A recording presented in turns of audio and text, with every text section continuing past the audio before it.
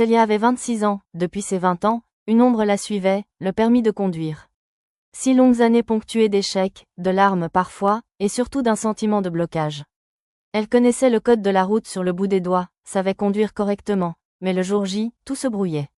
Ses mains tremblaient, son cœur battait trop vite, et la peur de l'examinateur devenait plus forte que sa maîtrise du volant. Après son 5e échec, Célia avait songé à tout arrêter.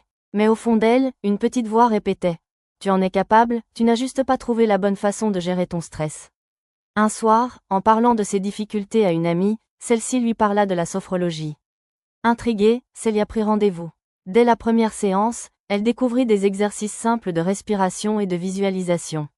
Elle apprit à relâcher ses épaules, à ancrer ses pieds au sol, à respirer lentement avant de se concentrer sur une image positive.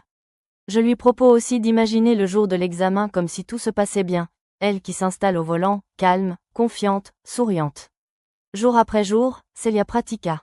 Avant de dormir, elle refaisait mentalement son trajet en imaginant chaque étape réussie.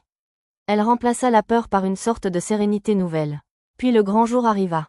Assise dans la voiture, ses mains sur le volant, elle sentit l'angoisse monter. Mais cette fois, elle ferma les yeux une seconde, respira profondément et se répéta en silence « Je sais conduire. Je suis calme, je peux y arriver ». L'examen se déroula presque naturellement. Bien sûr, son cœur battait encore vite, mais elle restait maître de ses gestes.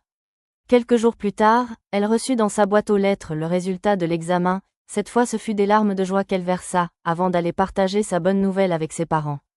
Ce n'était pas seulement le permis qu'elle venait de décrocher. C'était une victoire sur elle-même, sur ses peurs, et la preuve qu'avec les bons outils, on pouvait transformer un échec récurrent